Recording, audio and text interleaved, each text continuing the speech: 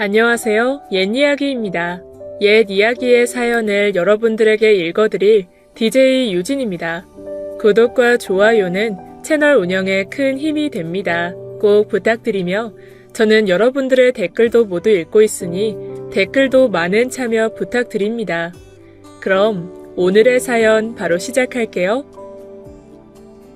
안녕하세요. 저는 경기도에서 아들 부부와 살고 있는 어미입니다. 하나뿐인 아들이라 저에게는 그 누구보다도 곱고 귀하게 키웠죠. 그러다 많이 늦게나마 제가 아들을 한참 잘못 키웠음을 알게 되었어요. 아들이 결혼할 여자라며 며느리를 데려오고 난 이후에야 말이죠. 쭉 자라오면서 워낙 손이 많이 가는 아이였어요. 어릴 적엔 자주 아팠고 어렵게 가진 아이여서 그런지 제가 괜히 모든 투정을 다 받아주기도 했고요. 강하게 키우지를 못했죠.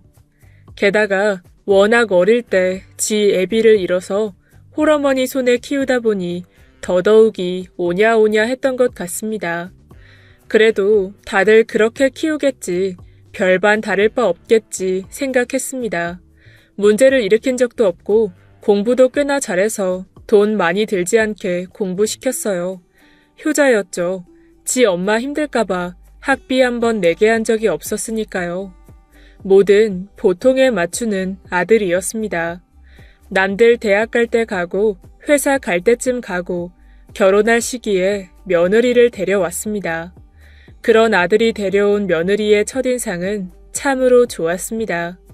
아마 춘향이가 다시 태어난다면 저런 얼굴이겠다 싶게 고왔어요.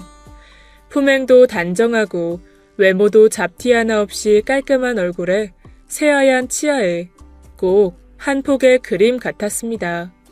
한없이 부족한 아들인데 와줘서 고마웠어요. 아들은 결혼을 위해 모아놓은 돈이 따로 있다면서 제게 걱정할 것 없다 하였어요. 끝까지 효자였습니다. 서울 외곽 쪽에 전세로 집을 마련하고 둘이 살겠다고 하고는 저와는 떨어져서 살았습니다. 제가 먼저 동의했어요. 아무래도 홀어머니를 모시고 사는 것보다는 신혼 부부가 둘이 지낼 시간이 필요하니까요. 아들과 쭉 같이 지냈던 집이 비게 되니 조금 서운하기는 했지만 홀가분하기도 했답니다.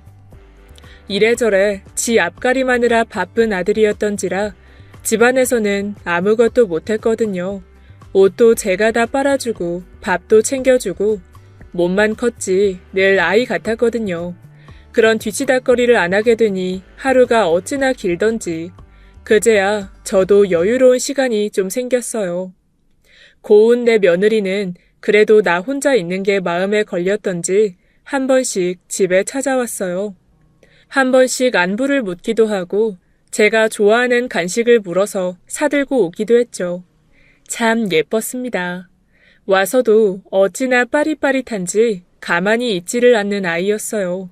집 청소를 해주기도 하고 며느리가 가져온 음식을 넣어주는 척하면서 냉장고도 한 번씩 닦아주고 부지런함과 깔끔함이 몸에 밴 아이였습니다. 똑똑한 아들 녀석이 역시나 제대로 된 색시를 얻었구나 했어요. 그러다 며느리와 아들의 일이 바빠지면서 며칠에 한 번씩 들러주던 며느리의 발길이 점점 끊길 때쯤 아들 내외의 집에 들르게 되었습니다. 어찌나 며느리 생긴 모습 그대로 깔끔하게 정리하고 사는지 맞벌이를 한다더니 상당히 부지런하구나 싶었어요. 검사를 할 생각은 아니었지만 눈에 잘 보였어요. 갑자기 치운 게 아니라 며느리 몸에 밴 듯한 정리정돈이나 청소 방법들이 말이죠. 게다가 제가 예고 없이 방문했음에도 있던 것들로 뚝딱 상을 차리는데 너무나 대단해 보였습니다. 반대로 저라면 내놓을 찬이 없어서 밖에라도 뛰어나가 뭘 사왔을 것 같은데 며느리는 그럴 것 없이 차분하게 화려한 상을 내왔어요. 제가 왔으니 대접해 드린다면서 말이죠. 꼭 숨은 고수 같은 느낌이었다랄까요? 정말 다시 한번 며느리 참 잘 얻었다 싶었습니다. 안 그래도 아무것도 할 줄 모르는 아들이 걱정됐는데 저렇게 똑 부러지고 살림도 잘하는 며느리가 붙어 있으니 더욱 안심이 되었습니다. 아무래도 팔은 안으로 굽는다고 앞에 자랑했던 아들의 똘똘한 구석은 그저 딱 자기 앞가림에만 한정되어 있었어요. 한마디로 똑똑은 한데 똘똘하지는 못합니다. 밥통 작동법도 몰라서 제가 며칠 외출했을 때 내내 생라면만 먹었던 녀석이에요. 당연히 세탁기도 돌릴 줄 모릅니다. 머리가 좋아 금방 알 것 같은데 아예 알고 싶어 하지를 않았어요. 계란 후라이 하나도 할 줄을 몰라서 새 프라이팬을 다 태워 먹은 적도 있어요. 집이 홀랑 다 탈 뻔했답니다. 그런 녀석이 지 앞가림이라도 잘하고 멀쩡하게 사니 얼마나 다행인지요. 게다가 그 부족함을 다 채워줄 완벽한 며느리까지 있으니 든든했어요. 몇 번씩 들렀던 아들네외 집 방문도 점점 줄어들었고 갈 때마다 완벽했던 며느리의 살림은 제가 더 거들 것도 없었기에 챙겨줄 것도 줄었죠. 그런데 어느 날부터인가 아들네외 낌새가 이상했습니다. 결혼하고 몇 달간 찾아오지도 않던 아들 녀석이 갑자기 엄마가 보고 싶어서 온 거라면서 퇴근길에 집으로 찾아왔어요. 그리고는 꼭 결혼 전처럼 밥을 해달라고 조르고는 편하게 밥까지 얻어먹었죠. 그래서 눈치가 이상해서 며느리와 싸운 건지 물었어요. 순간 멈칫하는가 싶더니 금세 아들은 그런 일 없다고 했습니다.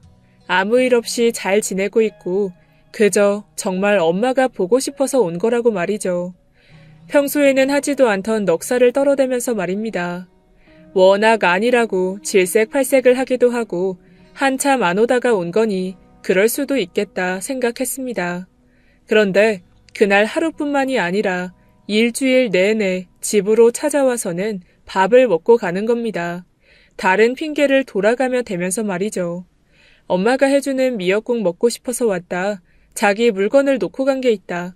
집 근처 사는 친구를 만나고 들렀다 등등 이유는 가지가지였어요. 그때마다 저는 며느리와 사이가 안 좋은 건지 계속 물었고 말이죠. 늘 돌아오는 대답은 그런 일 없다. 사이에 문제 없다였어요. 그래서 그날은 바로 며느리에게 전화를 해보았죠. 며느리 또한 목소리에 힘이 좀 없긴 했지만 별 문제 없다고만 했습니다. 그러다 아들의 방문이 너무 잦아지자 오랜만에 날을 잡아 아들 집에 다시 들렀어요. 그런데 이전에 왔을 때와는 집안 상태가 많이 달랐습니다. 너무 더러웠어요. 그렇게나 깨끗하던 집이 시궁창이 따로 없더군요. 옷들은 여기저기 널브러져 있고 들어설 때부터 무슨 썩은 내가 나질 않나 반찬을 넣어주려 냉장고 속을 보니 그 썩은 내가 냉장고 안에서부터 나고 있었습니다. 워낙 며느리 일도 바쁘고 아들도 정신이 없어서 그러고 사나 보다 했어요. 그래서 모조리 치워주었습니다. 그런데 치워주면서 보다 보니 집에서 요리를 전혀 안 해먹고 거의 사먹는 듯 했습니다. 일회용 용기들이 많이 나오고 게다가 옷들도 계속 쌓여있다가 한 번씩 세탁소에만 맡기는 것 같더라고요. 한 번씩 세탁기만 돌리면 될 것 같은데 말이죠. 며느리가 처음 봤을 땐 굉장히 깔끔하고 살림을 잘하는 듯 보였는데 아니었나 봅니다. 제가 몇 번 방문할 때만 그런 척한 것 같더라고요. 막 청소 마무리를 지을 즈음 며느리가 들어왔습니다. 굉장히 민망하다는 표정을 지으면서 말이죠. 며느리 혼자 사는 집도 아니고 아들도 같이 사는 거니 왜 치우지 않느냐며 표내지 않았어요. 그저 많이 바쁜가 보구나 하고 지나쳤습니다. 그런데 정말 일이 바쁜지 자세히 보니 며느리가 많이 야위어 있었습니다. 시집 올 때도 그리 복스럽게 보이는 느낌은 아니었지만 눈에 띄게 말라 있었어요. 그래서 집도 다 치웠겠다. 밖에 나가서 같이 밥을 먹자고 어색한 분위기도 바꿀 겸 데리고 나왔습니다. 집 근처에 고깃집에 데리고 갔어요. 같이 밥을 먹는데 며느리가 밥을 3공기나 먹는 겁니다. 너무 굶주려 있는 사람처럼 말이죠. 그래서 배도 불렀겠다 이야기나 들어보자 해서 요즘에 많이 힘든지 물었죠. 아가, 요새 일이 많이 힘들지. 집안일 하면서 일하기는 더 힘들고. 혹시 우리 아들이 힘들게 하니? 속상하게 하는 거 있어? 있으면 말해봐. 내가 혼내줄 테니. 그런데 머뭇머뭇 제게 말을 어려워했어요. 그저 회사 일이 바쁘고 힘들어서 그렇다라고만 아들과 똑같이 이야기를 했습니다. 그래도 환경이 깨끗해야 뭐든 잘 되는 것이니 힘들어도 조금은 치우고 살아야 좋다라고 말해주었고 제 말이 끝나자 잘 먹던 며느리가 수저를 내려놓더군요. 이제 다 먹었다면서 말이에요. 전 그때 제 말이 기분이 나빠서 그런 건 줄 알았습니다. 그리고 얼마 지나지 않아 아들 내외가 아이가 생겼다는 좋은 소식이 들려왔어요. 그래도 사이가 안 좋은 건 아니구나, 다행이다 생각했죠. 며느리는 그 힘들다는 일을 아이 덕에 그만두고 집에서 쉬기로 했고 아들도 한동안은 정말 부부 금슬이 좋아진 건지 제 집에 찾아오지 않았습니다. 역시 손주가 복덩이다 생각했어요. 몇 번씩 며느리 한약이랑 먹을 걸 챙겨주러 들러보니 이전처럼 집안이 깨끗했습니다. 제가 따로 청소해줄 필요 없이 말이죠. 모든 게 그 회사 때문이었구나. 일이 많이 고되긴 했나 보다 했어요. 그러다 기다리던 아이가 태어나고 아들도 아버지가 되었습니다. 그런데 아이가 보고 싶어서 집에 달려가지는 못할 망정 아들은 아이를 낳고 조금 지나서 슬슬 다시 제 집으로 퇴근을 했습니다. 그때는 또 다른 핑계였어요. 아이를 낳고 보니 엄마가 더 생각난다나 뭐래나 말도 안 되는 소리를 하면서 말이에요. 그리고는 아이가 생기기 전 예전처럼 다시 아들로 돌아와 저녁을 먹고 갔습니다. 저녁해주는 것쯤 어려운 것 아니니 상관은 없었지만 정말 이상했어요. 꼭 며칠을 굶은 사람처럼 어찌나 잘 먹던지 집안의 묵은 반찬들을 거의 다 비워냈습니다. 그러면서 중간에 한 번씩 민망한지 며느리가 손맛이 좀 부족하다며 맘에도 없는 흉을 보고 역시 엄마 음식이 제일 맛있다며 너스레를 떨었죠. 먹고 있는 아들을 보고 있는데 자세히 보니 와이셔츠가 너무 누랬습니다. 집으로 돌아갈 때 보니 구두도 너무 지저분하고 꼭 밖에서 노숙하는 사람 같았죠. 아들의 방문은 그 후로도 계속 출근 도장을 찍었습니다. 이전처럼 간간히 오는 게 아니라 무조건이었어요. 그래서 저도 모르게 자연스럽게 아들이 올 때쯤 밥상을 차려두고 기다릴 정도였어요. 아들은 밥만 먹고 가는 게 아니라 슬슬 후식도 먹고 더 앉아서는 텔레비전을 한참 보고 앉아서 졸기까지 했습니다. 꼭 집에 갈 생각이 없는 사람처럼 말이죠. 제가 졸고 있는 아들을 깨우면 화들짝 놀라서 그제야 자리를 털고 일어났어요. 그것도 며칠뿐이었고 그마저도 나중에는 아예 침대에서 자더군요. 아기가 너무 울어서 잠도 설치나 보다 했어요. 전 나이가 있어서 저녁 9시가 되면 잠이 드는데 아들은 그 시간까지 꽉 채워서 머물다 갔습니다. 5시에 퇴근해서 제 집에 와서 그때까지 밥 먹고 쉬다가 가는 거죠. 처음엔 몇 번씩 오니까 반갑기도 하고 좋았는데 점점 여기가 식당인가 싶은 겁니다. 슬슬 저도 밥 차려주기도 귀찮고 짜증이 났어요. 이미 출가한 아들을 여적 밥 차려주고 뒷바라지 해줘야 하는 게 어이도 없었고요. 그래서 어느 날은 아들이 올 때쯤 외출해 버렸습니다. 친구라도 만나러 나갔죠. 그런데 나갔다 들어오니 아들이 냉장고에 반찬을 꺼내 밥을 먹고 그대로 상 위에 둔 채로 소파에 쭈그려 누워 자고 있더군요. 그 모습을 보니 또 안쓰러워졌어요. 오죽하면 이렇게까지 할까 싶어서 말이죠. 그래서 깨워서 보냈습니다. 나중에는 아들이 올 시간에 제가 외출하게 되면 쪽지를 남겨두고 밥을 차려두고 나갔습니다. 그랬더니 밥만 홀랑 먹고 잔뜩 어지른 채로 집에 돌아갔더군요. 늘 그렇듯 소파에서 간식도 먹고 잠도 잤는지 과자 부스러기를 잔뜩 흘린 채로 말이죠. 안 되겠다 싶어서 아들 집에 갔어요. 김치 갖다 주겠다는 핑계로 말이죠. 그런데 역시나 아니나 다를까 집이 아주 난장판이었습니다. 입구에서부터 아기 울음소리가 들려오는데 방 안에서 며느리가 아이를 안고 나오는데 그 모습에 너무 놀랐어요. 아무리 그래도 제 몸 하나는 늘 단정하고 깔끔하게 하고 다니던 며느리가 지저분한 티셔츠에 낡은 몸빼바지 같은 걸 입고는 단정하던 머리가 산발이 되어서는 지친 기색으로 나오는데 이전에 고기를 먹였던 그때보다 더 말라 있었습니다.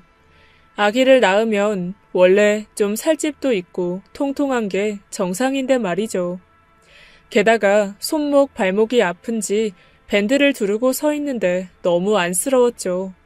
절 보는 며느리 눈빛이 이상하게도 원망스러운 듯해 보였어요. 전 외투도 벗지 못하고 들고 온 김치만 내려놓은 채 집 정리를 시작했습니다. 치우다 보니 제 집에서 많이 보던 흔적들이 많더군요.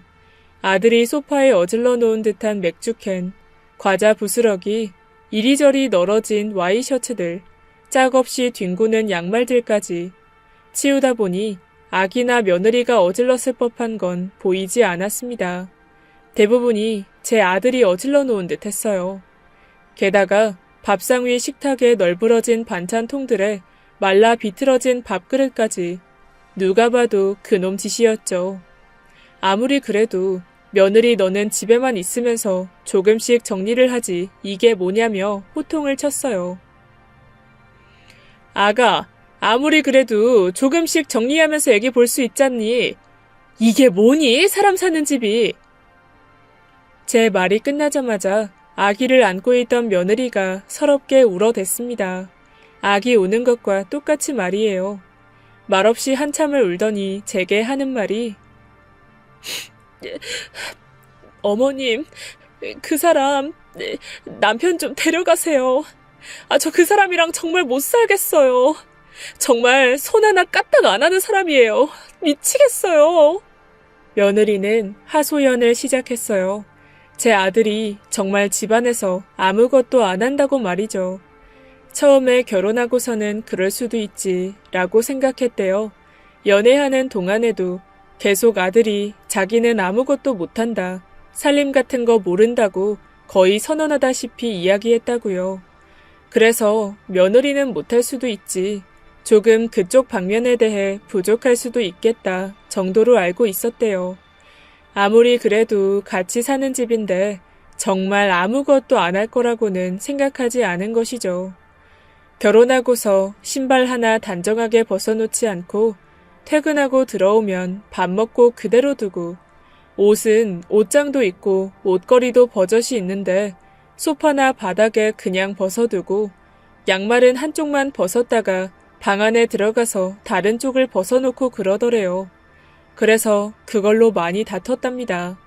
어려운 거 아니니까 벗어놓아야 할 곳에 좀 벗어두라고 말이죠. 며느리가 한 번씩 혼내니까 그 소리를 듣기가 싫어서 제 집에 왔던 것 같더라고요. 전 별말 없이 키우기도 했고 오면 다 받아줬으니 말이죠. 그리고 정리라는 걸 한 번도 하는 걸 본 적이 없다는 겁니다. 대체 회사는 어떻게 다니는 건지 너무 궁금하다고요. 그리고 아기가 태어나면 달라질 줄 알았다고 했습니다. 책임감이라는 게 생기면 사람은 무조건 발전하니까요.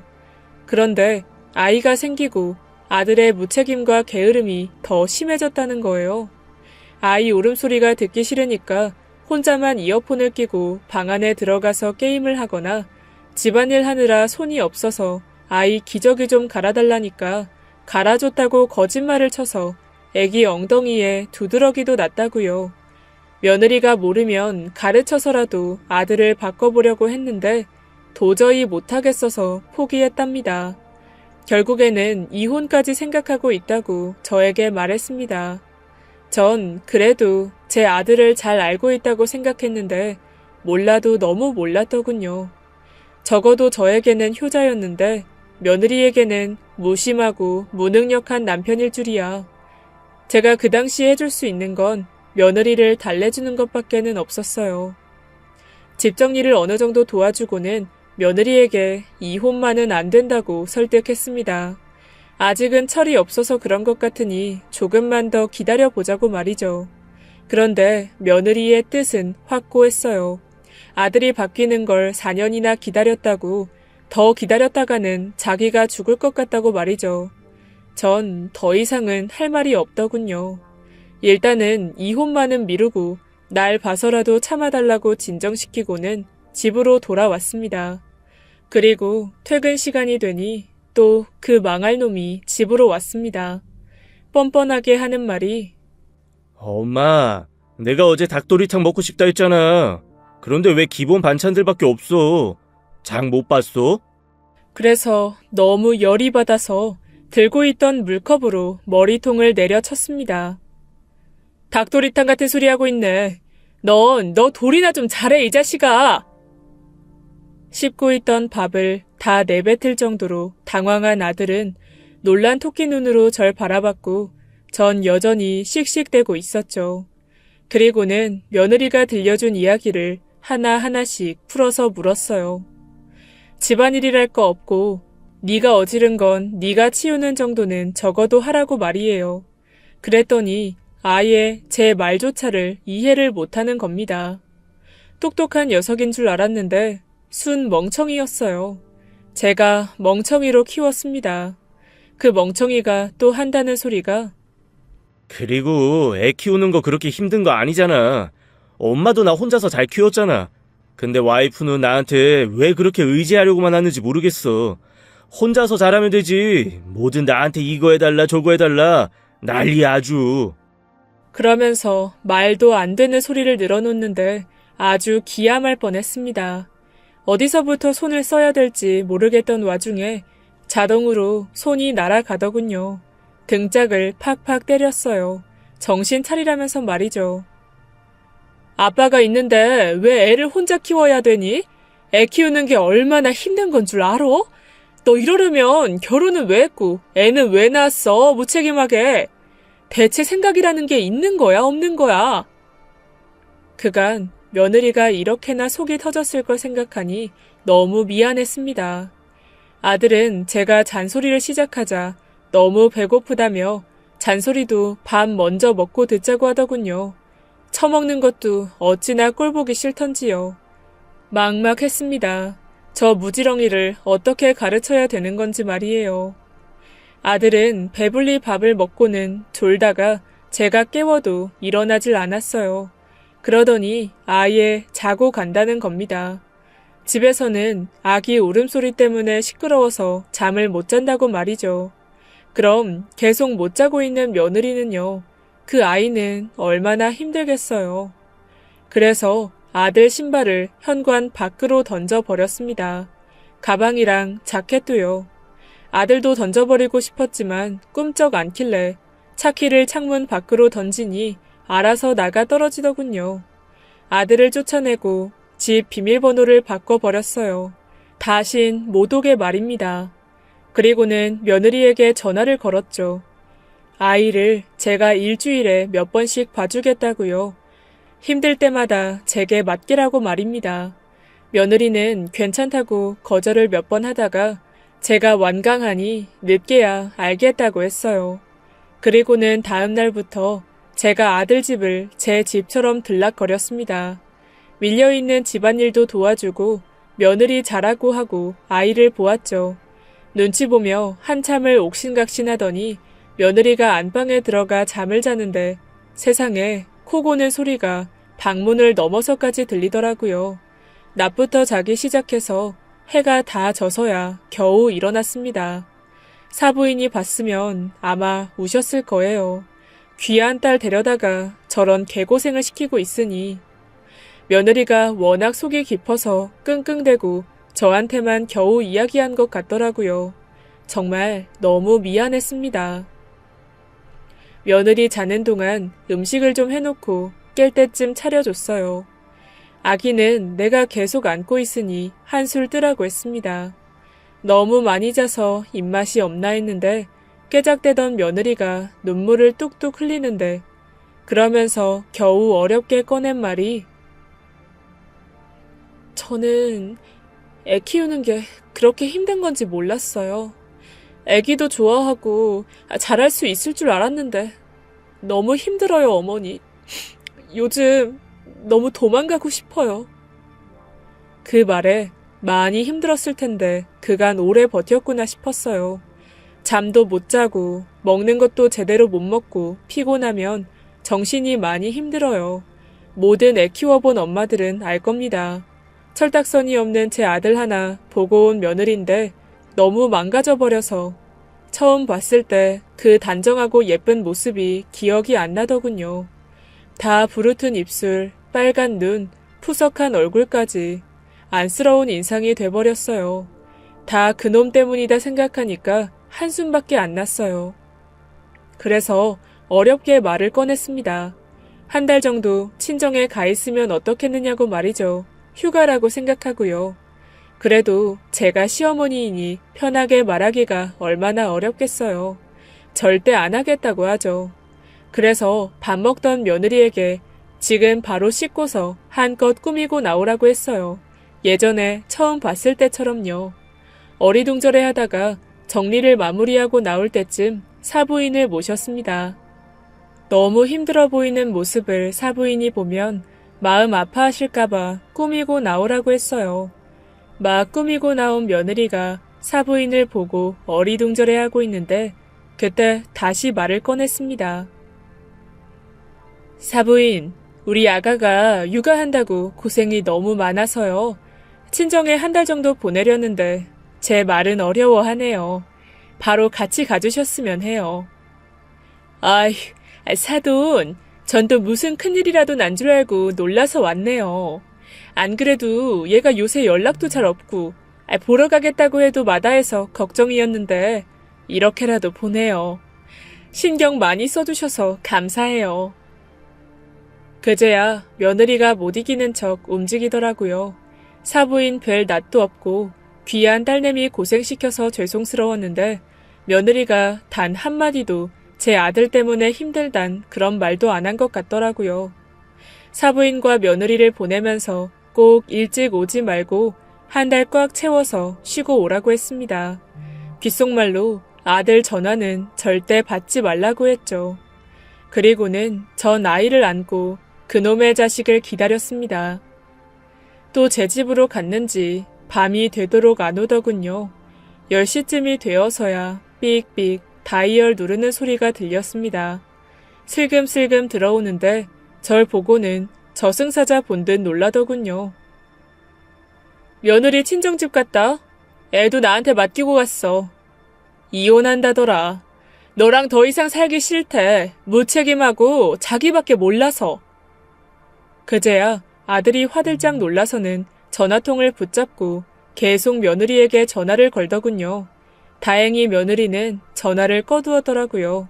그러더니 친정으로 찾아가서 데려오겠다는 겁니다. 지금 친정 가면 죽도록 맞을 거라면서 말렸어요. 너 같은 사위 안 반길 거라고 말이죠. 정신 차리고 애나 보라고 안겨줬어요. 그런데 애를 정말 한 번도 안아본 적도 없는지 무슨 인형 안듯이 안는데 기가 막히더군요. 저렇게나 준비가 안 된 놈을 결혼시켰으니 제가 미친 거죠. 제가 아들 집에 계속 있을 거니 퇴근하고 제 집으로 가지 말라고 했습니다. 곧장 무조건 집으로 오라고 말이죠. 그래서 꼼짝없이 아들은 집으로 와야만 했고 퇴근하고 올 때마다 하나씩 가르쳤습니다. 최대한 며느리가 돌아올 한 달 후까지 빨리 살림을 가르쳐야만 했어요. 퇴근하고 오니 역시나 양말을 막 벗어놓고 옷들을 대충 걸쳐놓길래 다시 라고 외쳤습니다. 눈치를 슬슬 보더니 어설프게 제자리에 두더군요. 그리고는 상을 차리는 절 뒤로 하고 밥 다 차릴 때까지 소파에 앉아서 TV를 쳐보길래 이리 와! 하고는 계속 시켰어요. 이거 놓고 저거 놔라, 밥 퍼라. 일일이 다 지시했습니다. 말없이 하기는 하는데 어찌나 야무지질 못한지 밥상을 차리는 게 아니라 바둑을 두는 건 줄 알았습니다. 듬성듬성 대충대충. 아니, 그걸 그렇게 놓으면 어떡해. 밥상을 한두 번 본 것도 아니고 그저 네 입에 쳐넣는 것만 바빴지 아주. 똑바로 해. 계속 소리 지르고 얼마나 등짝을 때렸는지 몰라요. 그리고 그렇게 한번 가르쳤으면 그 다음 날엔 똑바로 해야 되는데 똑같이 대충 옷 벗어놓고 소리를 질러야 밥 차리러 오고 매를 안 들래야 안 될 수가 없었습니다. 우리 며느리가 어찌나 대단한지 그 꼴을 4년이나 버텼다니. 전 4일도 못 버티고 아들한테 애 안겨주고 집으로 와버렸습니다. 화딱지가 너무 나서 도저히 못 버티겠더라고요. 사람은 고쳐서 못 쓴다더니 진짜 맞는 것 같습니다. 제 속으로 낳은 제 새끼인데 도저히 종잡을 수가 없었습니다. 제가 집으로 돌아가니 아들에게 전화가 불이 나듯 오더라고요. 전화도 꺼버리고 안 하던 일을 오랜만에 하려니 너무 피곤이 쌓여서 잠이 들어 버렸죠. 좀 자고 일어나니 아들에게 60통이 넘게 전화가 와 있더군요.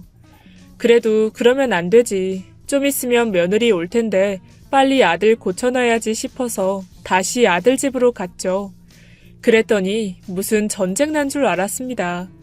아들이 무슨 거지도 그런 산거지가 있나 싶게 너덜너덜해져서는 절 보고 울먹이더군요. 애가 계속 운다면서요. 자세히 보니까 애 분유 먹일 줄도 몰라서 그냥 생 우유가 젖병에 담겨 있고 기저귀가 불룩한 겁니다. 그냥 한숨 크게 쉬고 애를 받았어요.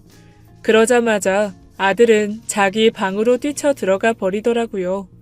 그 꼴들을 보니 도저히 한 달로는 택도 없을 것 같았어요. 그래서 아들에게 말했습니다. 차라리 회사 일을 더 늘리라고 말이죠. 집에 일찍 들어올수록 더 어지르고 며느리 속만 뒤집으니 그 시간에 돈을 더 벌라고 말입니다. 그랬더니 단순한 놈이 바로 알겠다고 하더라고요. 그리고 마음 약한 며느리가 한 달을 채 안 채우고 돌아왔습니다. 다행히 친정에서 좀 쉬었는지 이전과는 다르게 얼굴에 살이 좀 차올라서 왔습니다. 며느리는 마음의 안정을 어느 정도 찾고 나니 아기가 너무 보고 싶어서 눈에 아른거려서 안 되겠다고 서둘러서 왔다고 하더군요. 그리고는 제게 너무 고맙고 미안해하면서 어머니 너무 감사해요. 덕분에 저 정말 푹 쉬었어요. 이젠 진짜 괜찮아요. 괜히 저 때문에 애 보시고 하시느라 고생하셨죠.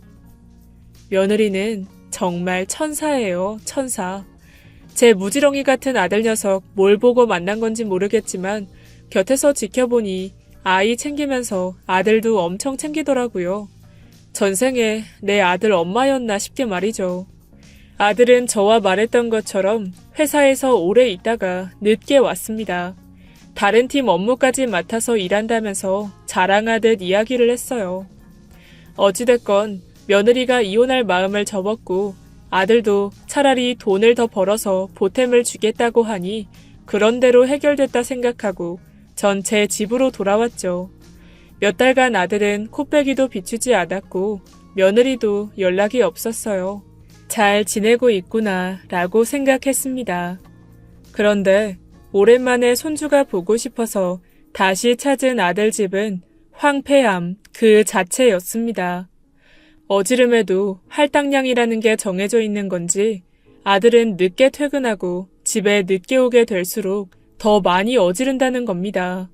이전에는 그래도 며느리가 깨어있을 때 어지르니 어느 정도 정리가 되었는데 아기와 잠들었을 때 들어와서 난장을 치니 더욱이 감당하기가 어렵다고 말이죠.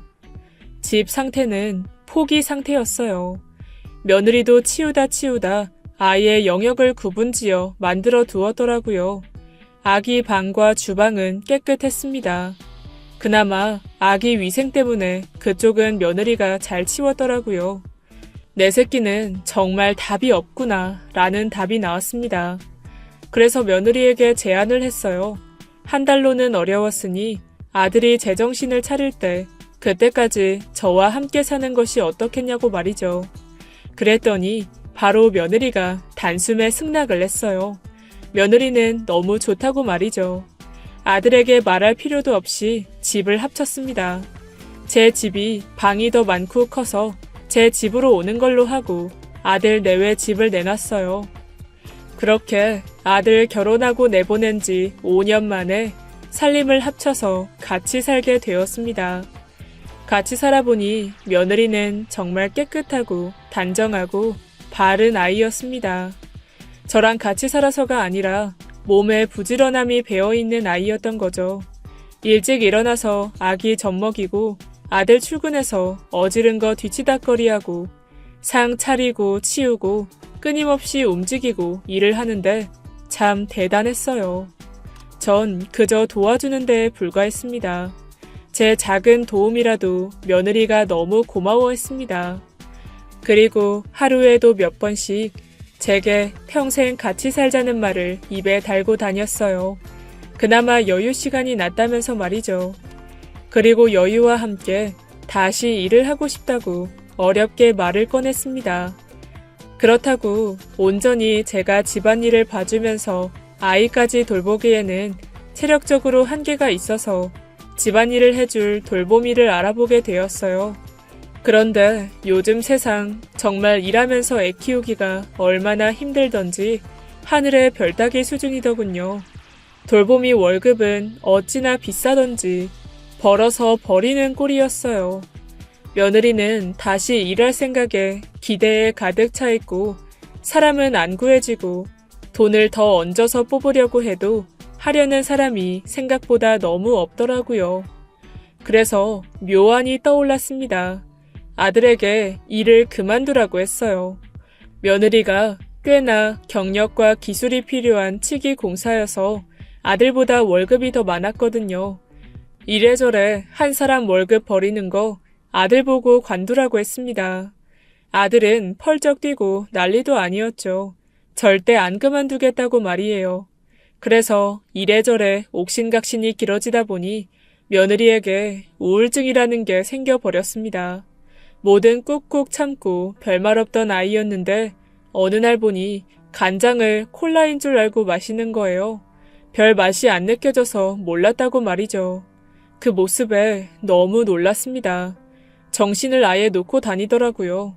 옆에서 보던 아들도 이건 정말 큰일이구나 싶은 눈치였어요. 그리고 얼마 지나지 않아 포기한 듯이 며느리에게 아들이 일을 시작하라고 넌지시 말했습니다. 당신 뜻대로 해. 내가 그만둘게. 그렇게 하고 싶다는데 해야지 뭐. 집안일은 엄마한테 배워서 어떻게든 해볼게. 자기가 그만두겠다고 말이죠. 기회를 놓칠세라 며느리는 바로 일을 시작했고 아들도 정리되는 대로 바로 일을 그만두었습니다. 그래도 이전보다는 아들이 많이 달라졌어요. 철딱서니 없이 집 어지르고 생각 없이 놀 줄 알았더니 어디서 본 건 있는지 어설프게나마 집안일을 거들기 시작했습니다.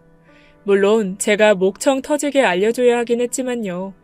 점점 나아지더니 적어도 아이는 잘 돌봤어요. 아기 울음소리가 들리지 않았거든요. 밥까지는 하지 못했지만 아이가 낮잠 잘 시간을 잘 활용해서 집도 치우고 세탁기도 돌리고 조금씩 나아지는 모습이었어요. 장족의 발전이었죠. 일하기 시작한 첫날 며느리가 집에 돌아오자 아들이 어깨를 주물러 주더군요. 며느리 생각은 하나도 안 하고 지 생각만 하고 사는 줄 알았는데 그래도 며느리가 우울해하고 많이 아파 보이니 아들이 신경을 많이 썼습니다. 그게 다 불행해 보이는 며느리가 행복해지길 바래서였을 거예요. 지도 생각이 있으면 많이 느꼈을 거예요. 세상에 역지사지 절대 안 되거든요. 정말 닥쳐서 자기가 해야 그때 느껴요. 상대방이 얼마나 힘들었었는지요. 며느리는 아직도 일을 하고 있어요. 돈 잘 벌고 꽤나 능력 있는 며느리랍니다.